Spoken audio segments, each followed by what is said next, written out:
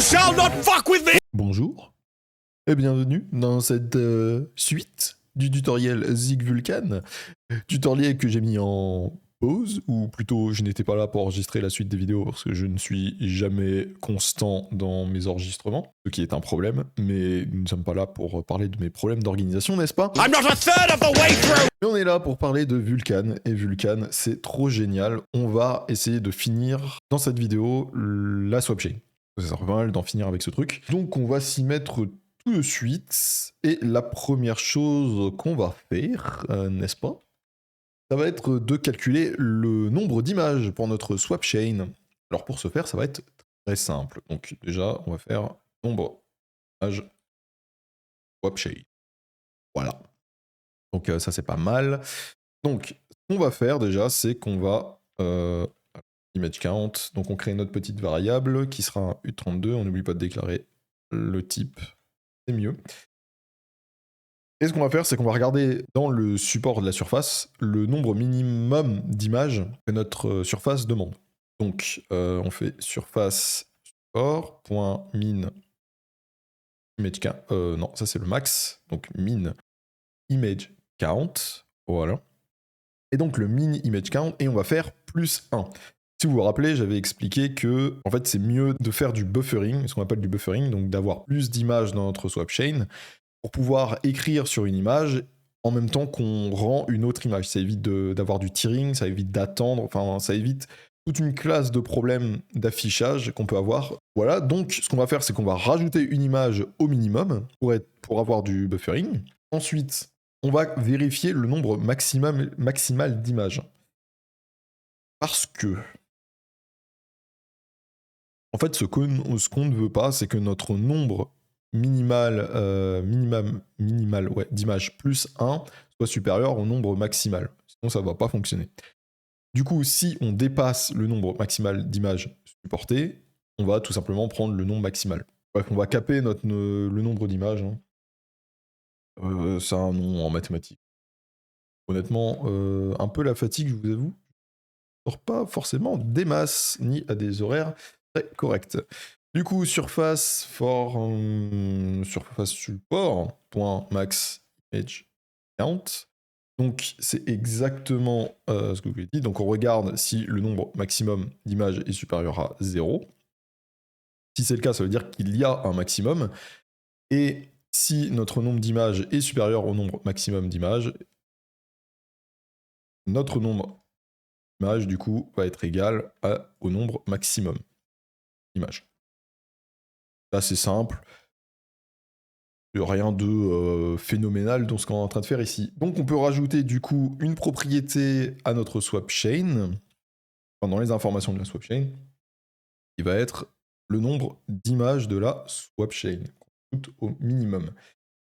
Image extend, on l'a fait. Ensuite, on va remplir toute une flopée d'informations que je vais vous expliquer en même temps. Donc, image array layer. Image. Je vais y arriver. Je vais y arriver. Array layer 2. Voilà. On va mettre à 1. Il est possible, avec Vulkan, de pouvoir faire du rendu sur plusieurs images en même temps. Vous allez me dire à quoi ça peut bien servir. Eh bien, ça peut servir dans plein d'applications, notamment, par exemple, la VR. Pourquoi ? Parce qu'en VR, en réalité virtuelle, en fait, vous avez deux images qui vont vous être affichées. Une image pour l'œil droit, une image pour l'œil gauche, et elles vont se superposer pour créer cet effet de 3D. Donc, bon, c'est pas que pour la VR, du coup, aussi pour la 3D et pour plein d'autres applications. Mais de fait, la scène que vous allez rendre va être rendue sur deux images.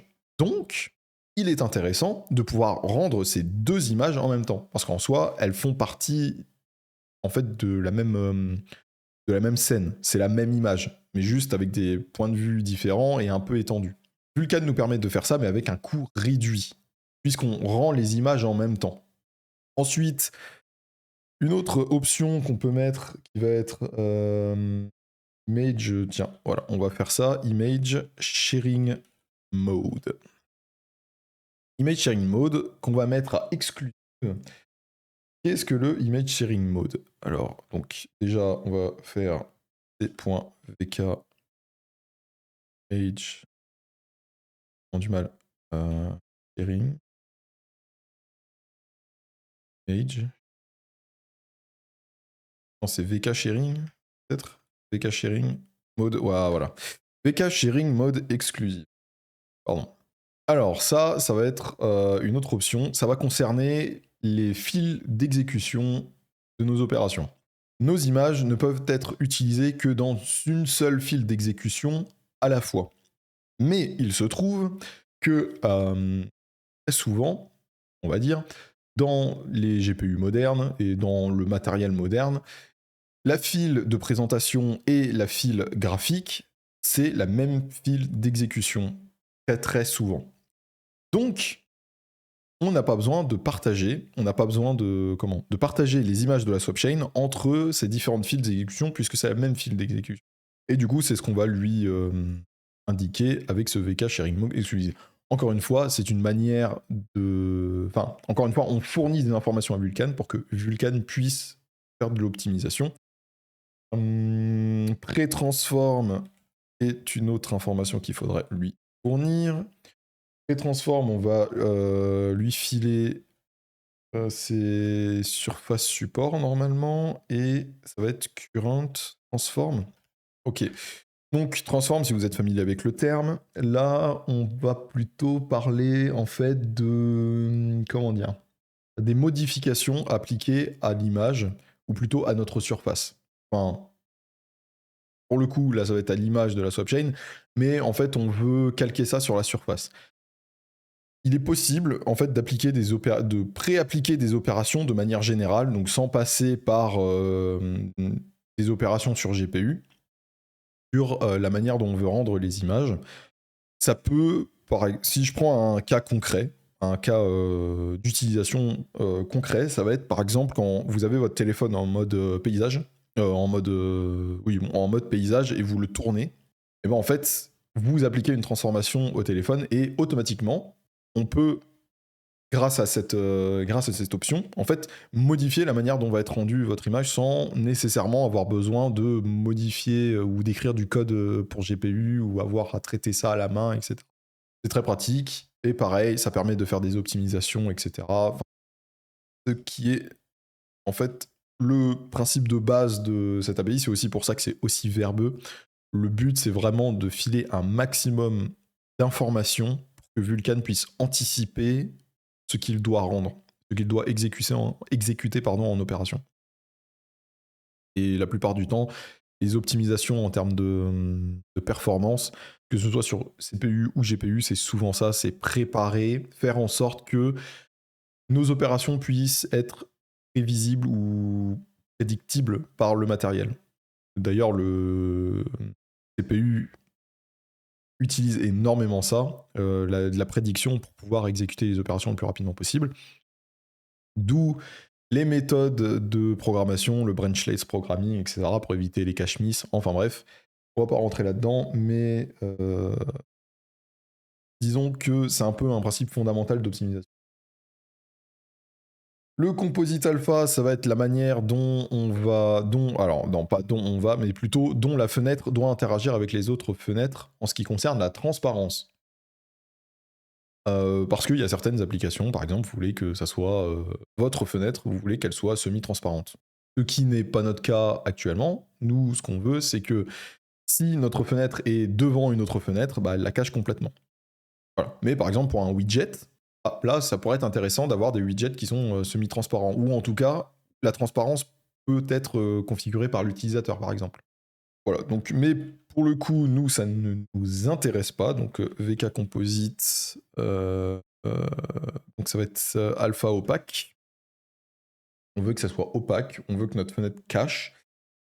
Point clip, là aussi, on est sur une optimisation. Clip, ça va être pour que... en fait, on dit à Vulkan, on indique à Vulkan ce qu'on veut qu'il fasse quand notre fenêtre est cachée ou partiellement cachée. Donc par exemple, si on a une autre fenêtre qui est par-dessus notre fenêtre ou en partie, qu'est-ce qu'on fait des pixels qui sont cachés? qu'on veut, c'est que Vulkan les ignore. Donc on ne va pas traiter ces pixels-là. Ça va nous permettre d'économiser des opérations et de la performance et de la mémoire et de tout ce que vous voulez. Hall de swap chain, allure, ça c'est particulièrement intéressant parce que c'est une option que l'on va réutiliser plus tard quand on va gérer le redimensionnement. Be you. Be proud of you because you can do what we want to do. Oui, c'est ça. J'ai vraiment du mal. Quand on va gérer le redimensionnement de notre fenêtre, que ça nous permet en fait de donner un pointeur vers la swapchain d'avant. Quand on va redimensionner la fenêtre, on va devoir détruire notre swapchain pour la recréer aux bonnes dimensions. Et donc, on va fournir un pointeur vers l'ancienne swapchain pour X raisons. Je ne sais plus pourquoi on doit faire ça, mais en tout cas, c'est une information qu'il faut fournir. Et dans notre cas, on va mettre nul parce que c'est notre première swapchain, entre guillemets, c'est la première instance de la swapchain qu'on va créer. Je crois que j'ai oublié quelque chose, et ça va être l'utilisation des images. Oula, très important. Oula là là là là là. Ouais, sans ça, là, c'est un peu... Je parle d'optimisation, justement, c'est probablement le truc le plus important à donner comme information à Vulkan, c'est comment est-ce qu'on va utiliser notre image. En l'occurrence, pour la swapchain, il va y avoir deux cas d'utilisation. Soit on va dessiner directement sur l'image de la swapchain, avec des commandes, donc VK, Draw, des trucs classiques, on dessine directement sur la swapchain. Il y a des commandes GPU. Le deuxième cas d'utilisation, c'est qu'on va utiliser notre image pour copier une image par-dessus. Donc là, on va utiliser une commande spécifique qui est VK commande copy ou VK copy, quelque chose comme ça, qui va nous permettre en fait de copier une image sur une autre image. Nous, on va utiliser ces deux méthodes-là parce qu'on veut pouvoir dessiner directement sur notre image, notamment pour faire du post-processing, et on veut pouvoir copier une image parce qu'on va récupérer des images qui seront préparées en avance pour faire du rendu, etc. Ne serait-ce que pour tout ce qu'on va calculer sur les compute shaders, on veut les copier ensuite sur la pipeline graphique. Donc là, on fait une copie d'image, donc on fait une copie du compute shader vers le graphique on fait une copie de la file d'exécution de calcul vers la file d'exécution graphique. Et donc, on va utiliser la commande copy. Et ensuite, on va appliquer aussi du post-processing. Donc là, on va exécuter des commandes GPU classiques. On va dessiner dessus. Et donc, ça va être nos deux cas d'utilisation de notre image. Et donc, pour indiquer ça, on va indiquer VK image. VK image usage. Transfert destination. Donc, pour indiquer que notre image peut potentiellement être ou sera une destination de transfert, d'une copie. Et l'autre, ça va être VK image usage color attachment bit. Ouais, c'est ça. Voilà. À noter que là, ce qu'on fait, ce n'est pas exclusif à la swap chain. À chaque fois qu'on va, et on va le faire, on va créer des images, etc., il faudra indiquer l'utilisation de nos images. Voilà, et il me semble que là, cette fois, je n'ai rien oublié. Donc là, normalement, c'est bon. On a tout ce qu'il nous faut sur notre swap chain. Ce qui veut dire que, juste histoire d'être sûr que ça fonctionne, parce que j'ai pas envie de débugger ça 3000 ans, on va créer une instance de la swap chain. Parce que je crois que ouais, c'est pas ailleurs qu'il faut le. Tac. Donc, on va mettre une variable en swap chain. On va rajouter donc point swap chain ici égale. Ah ouais. On va faire égal undefined pour le moment. On va la créer. Et bien malin lui. Donc const swapchain égale swapchain.init. On lui file l'allocateur, le device, la surface, le physical device qu'on a appelé GPU si je ne m'abuse, et le Windows Extend. Est-ce que ça on l'a? On n'a pas créé de fonction qui permet de récupérer. Ok, donc on n'a pas créé de fonction qui permet de récupérer les dimensions de notre fenêtre. On va faire ça. Donc, fn current window extent. On crée une fonction à part parce que ça va être, elle va être utilisée assez régulièrement. Comme j'ai dit, par exemple, lors de la redimensionnement de la fenêtre, mais aussi dans d'autres cas.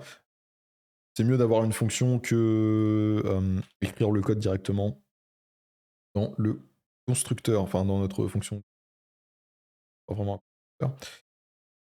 SDL window, donc ça va prendre SDL window, boom, comme ceci. Ça va renvoyer un VK extend 2D. Ah, juste une largeur et une hauteur et une longueur. Hauteur et une longueur, oui, c'est ça. Donc var extend. Pourquoi j'écris var hein? Var extend. 2.c 2.vk 2D. Donc, on a deux paramètres à renseigner, enfin deux membres plutôt. Hop. Et la hauteur de la fenêtre, on va mettre à 0. Donc on met tout à 0 par défaut. Ensuite, on récupère le résultat parce que c'est une fonction de la SDL, donc qui nous retourne 0 si tout s'est bien passé et un code d'erreur si quelque chose s'est mal passé. Je dis ça de tête, mais il me semble que c'est comme ça. Encore comme ça. On veut effectuer un cast, évidemment. Extent. Parce que ça veut prendre un pointeur vers.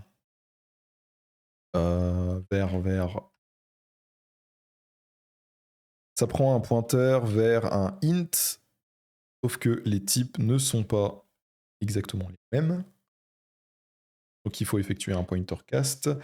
Ensuite, on compare les résultats. Donc comme je vous l'ai dit, si le résultat n'est pas égal à 0, il y a un souci. Et on va faire un warn. Donc le warn, on va juste copier le nom de la fonction. Que ça a échoué. En principe, on peut également récupérer les erreurs de la SDL, c'est-à-dire être un peu plus explicite sur ce qui s'est mal passé. Et on va mettre sur pass error. Voilà, et sinon, on retourne l'extend qui sera rempli avec les bonnes valeurs. Donc, maintenant que cette fonction est créée, on peut revenir ici. On fait const extend. Et const extend current window. On lui passe la window. Comme ceci. Et du coup, extend peut faire comme ceci. Alors, vu que ça renvoie une erreur, il faut mettre un try. Il ne sera pas compte. Le swapchain init peut aussi également, enfin peut échouer, donc on met également un try. On récupère la swapchain, rdiffer. Si ça échoue, il faut qu'on détruise notre swapchain. Donc là, on a le init, on a le dinit qui a déjà été fait. Ok, bah, très bien, mais c'est parfait. Donc si on fait rdiffer, swapchain.dinit, donc on appelle le dinit et on lui donne le device. Et du coup, ici, on va pouvoir prendre la swapchain, on va pouvoir la mettre. Et dans notre fonction dinit de notre moteur de rendu, on va détruire la swapchain et toujours dans l'ordre. Donc on fait swapchain, self.chain.init et self.device. Voilà. Donc, tout est bon. On a une erreur quelque part. On va voir par là. Niveau là, le maximum count. No field name maximum. Ah oui, je me suis trompé. C'est surface support, pas surface format. Voilà. Ok, normalement, il n'y a plus d'erreur. Donc, on fait un zig build. Pas d'erreur, hein, n'est-ce pas merveilleux? Donc, ça veut dire que c'est tout bon. Je me demande si on fait zig build run, ce que ça donne. Oh, et regardez, ça fonctionne, notre fenêtre s'ouvre. Mais vous voyez qu'on a quand même quelques erreurs de la couche de validation. On utilise VK get physical device format to PHR. On peut voir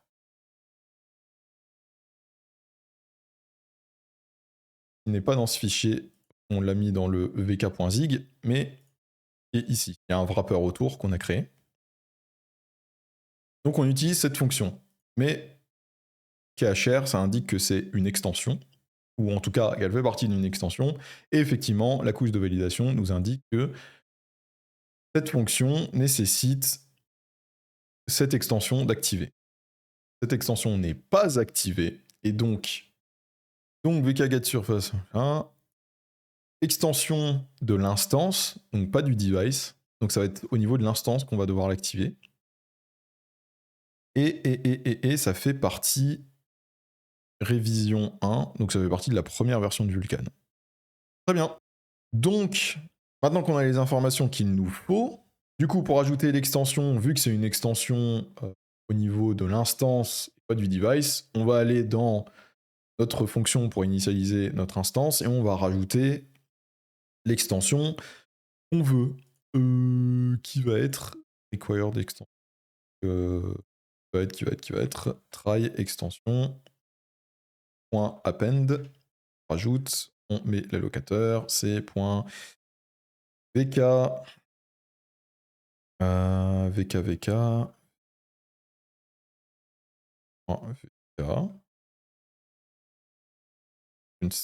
vk KHR, ouais, c'est ça. R. Get surface capabilities. Bim. Voilà, comme ça. Boum. On rajoute l'extension et pourquoi il est pas content? Il a créé cet instant. C'est mieux, ok, bon. Voilà, fallait le mettre en toutes lettres. Parce que, en vrai, normalement, l'extension, elle doit être quelque part, mais... Extension name, ouais, voilà.